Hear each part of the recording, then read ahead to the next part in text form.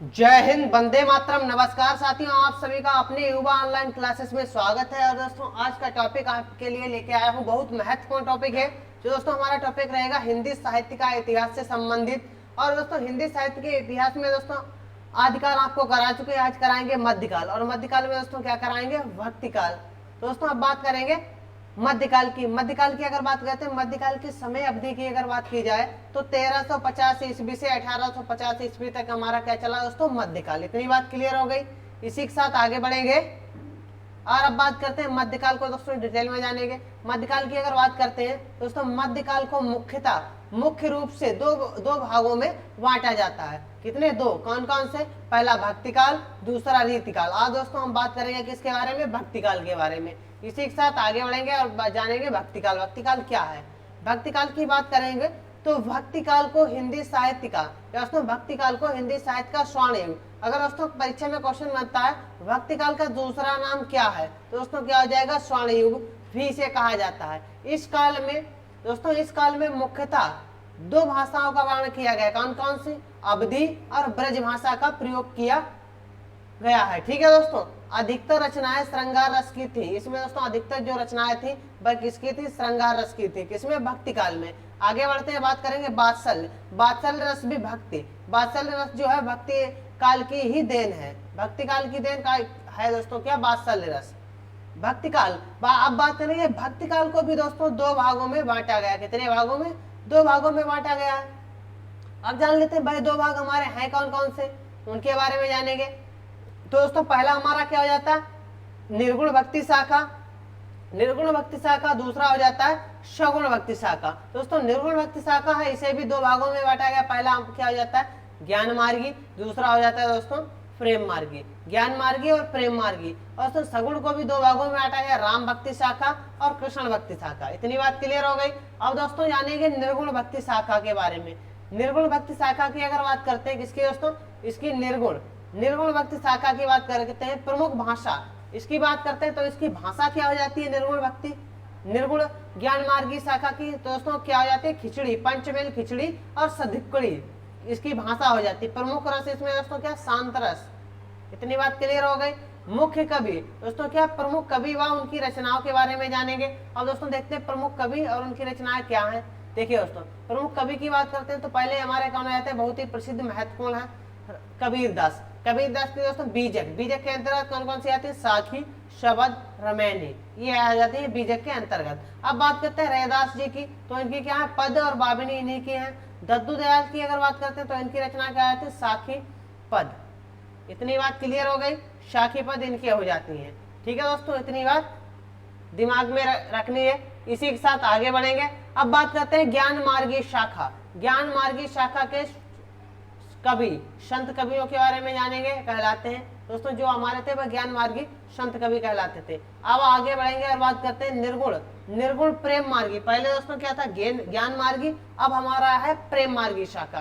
प्रेम मार्गी शाखा की बात करते हैं तो इसमें क्या है? हिंदू मुस्लिम एकता की प्रमुखता वह हिंदू प्रेम कहानियों का वर्णन किया गया है। किसमें? निर्गुण प्रेम मार्गी शाखा में इन चीजों का वर्णन किया गया है। आगे बढ़ेंगे और अब बात करते हैं क्या दोस्तों? प्रमुख कवि व उनकी रचनाएं। इनके दोस्तों प्रमुख कवि जान लेते हैं और उनकी रचनाएं। तो प्रमुख कवि व उनकी रचनाएं क्या होती है? मलिक मोहम्मद दोस्तों क्या? मलिक मोहम्मद जायसी। क्या हो जाती है? पद्मावत, अखरावट। आगे बात करते हैं कुतुबन की, तो कुतुबन की क्या हो जाती है? मृगावती, बहुत ही इंपॉर्टेंट रचना है दोस्तों। मंजन की बात करते हैं तो मंजन की क्या हो जाती है? मधु मालती हो जाती है। इतनी बात क्लियर। आगे बढ़ेंगे और अब जानेंगे दोस्तों सगुण राम भक्ति शाखा। किसके बारे में?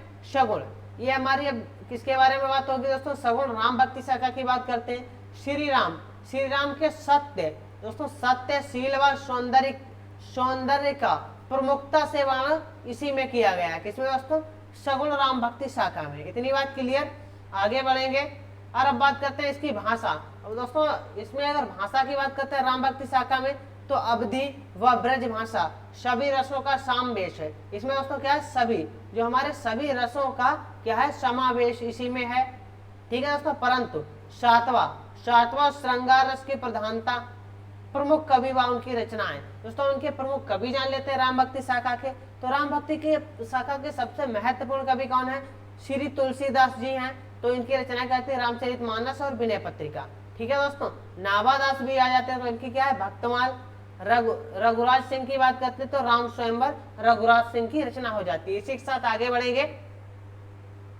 अब बात करते हैं दोस्तों, क्या दोस्तों यहाँ पे प्रमुख कर लीजिए, प्रमुख खा प्रमुख कृष्ण भक्ति शाखा के बारे में जानेंगे तो श्री कृष्ण की अगर बात की जाए तो सूरदास जी द्वारा वात्सल्य रस का अद्वितीय वर्णन है। इन्होंने दोस्तों कृष्ण जी के बारे में सूरदास जी ने बहुत ही अद्वितीय वर्णन किया है, बहुत ही व्याख्यापूर्ण दोस्तों। और दोस्तों कृष्ण भक्ति शाखा की अगर बात करते हैं सबसे महत्वपूर्ण कवि की बात की जाए तो कौन हो जाते हैं, सूरदास जी हैं। ठीक है दोस्तों, वहां की उपासना की गई है। ब्रजभाषा की प्रमुखता मुख्य और दोस्तों प्रमुख कवि व उनकी रचनाएं जान लेते हैं। अब जान लेते हैं दोस्तों कृष्ण भक्ति शाखा के कवि और उनकी रचनाएं। पहले दोस्तों कवि क्या आ जाते हैं, सूरदास।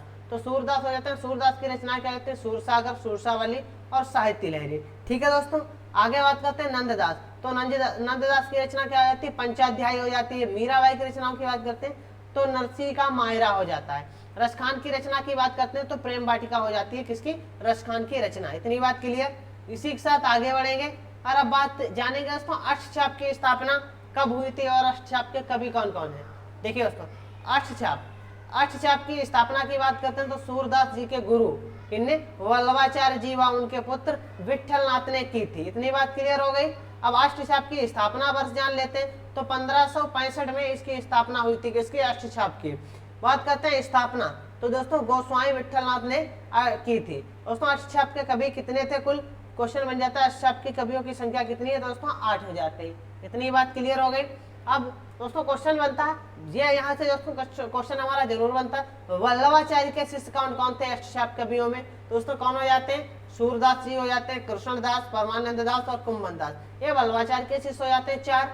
और दोस्तों विठलनाथ जी की बात करते हैं, विठलनाथ के 4 शिष्य दोस्तों चतुर्भुज दास, नंददास और छीत स्वामी, गोविंद स्वामी, ये 4 किसके हो जाते हैं, 4 दोस्तों हो जाते हैं विठलनाथ के और 4 दोस्तों हो जाते हैं किसके, वल्लभाचार्य के। तो 4 इनके शिष्य हो जाते हैं। विठलनाथ की बात करते हैं, ये वल्लभाचार्य के पुत्र थे, कौन, विठलनाथ। इतनी बात क्लियर हो गई। दोस्तों आज की क्लास कैसी लगी सभी लोग कमेंट करके बताएंगे और जिस दोस्त ने अभी तक चैनल को सब्सक्राइब नहीं किया वह चैनल को सब्सक्राइब करना ना भूले। इसी के साथ दोस्तों मिलते हैं कल की क्लास में नए टॉपिक के साथ। सभी दोस्तों को मेरी तरफ से जय हिंद, जय भारत।